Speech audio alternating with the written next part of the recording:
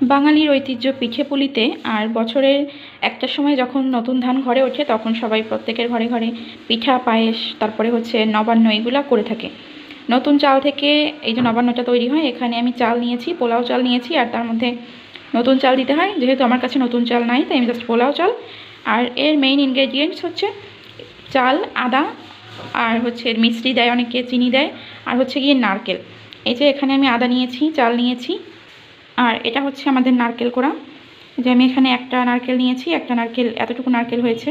এখান থেকে এখন জাস্ট আমি এটাকে একটা মিক্সিতে দিয়ে ভালো করে বেটে নেব। আপনারা চাইলে শিলপাটায়ও বাটতে পারেন। আমি প্রথমে এই যে মিক্সার জারের মধ্যে চালটা ভালো করে মিহি করে নেব। আপনারা চাইলে নারকেলটাও আগে দিতে পারেন বা দুইটা একসাথেও দিতে পারেন। তবে আমার কাছে মনে হয় যে আমি যদি আগে চালটা একটু মিহি করে নিই তাহলে দুইটা জিনিসই খুব ভালোভাবে হয়ে যাবে। এর মধ্যে একটু জল দিতে হবে, তা না হলে এই পেস্টটা ভালোভাবে হবে না, তাই আমি সামান্য পরিমাণে জল দিচ্ছি।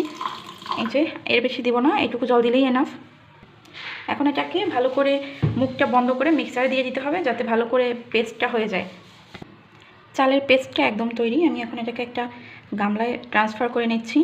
একদম একটা স্মুথ একটা পেস্ট হয়েছে। আপনারা এরকমভাবে আলাদা করে নিলে এই পেস্টটা অনেক সুন্দর হবে, তাই আমার সাজেশন থাকবে হচ্ছে আলাদা করে নিয়ে জাস্ট এটাকে একটু মিহি করে নেবেন আগে, তারপর নারকেলটা দিবেন।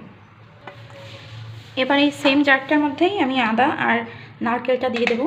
অল্প অল্প করে দিতে হবে, অনেক বেশি দেওয়া যাবে না, তাহলে ব্লেন্ডারটার, আমার ব্লেন্ডারের ক্যাপাসিটি খুব একটা বেশি না, যার কারণে এটা বন্ধ হয়ে যেতে পারে।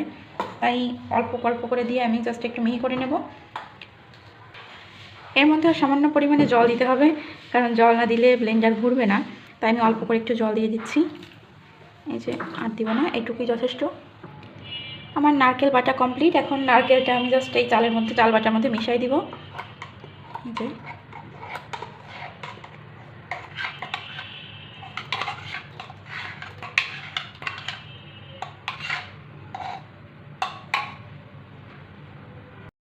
আপনারা চাইলে এর থেকেও পাতলা করতে পারেন বা এইরকম একটা টেক্সচারেও খেতে পারেন। আমি এখন এর মধ্যে জাস্ট একটু চিনি বা মিষ্টি অ্যাড করতে হয়, তবে আমি চিনি দিচ্ছি, আমার কাছে মিষ্টি নাই। আর হচ্ছে লবণ দিতে হবে। আমি 1 চিমটি পরিমাণ লবণ দিয়ে দিব। হ্যাঁ, 1 চিমটি বলতে পরিমাণ মতো, স্বাদ মতো আর কি লবণ দিলাম। এবার দিতে হবে চিনি। আপনারা চাইলে মিষ্টি দিতে পারেন, মিষ্টিটা আগে থেকে জল করে রাখতে হবে, তা নাহলে মিষ্টিটা গলতে সময় লাগবে। এই যে চিনি দিচ্ছি, আমরা একটু চিনি কম খাই তাই একটু কম পরিমাণে দিব। আপনারা চাইলে বাড়িয়ে বা কমিয়েও দিতে পারেন।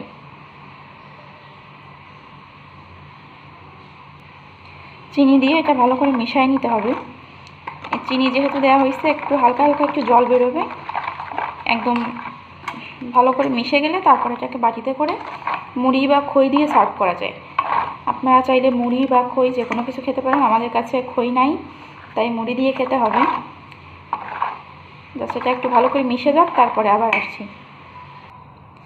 যে বাটিতে সার্ভ করে নিচ্ছি। এই যে এখন এর মধ্যে দিতে হবে মুড়ি।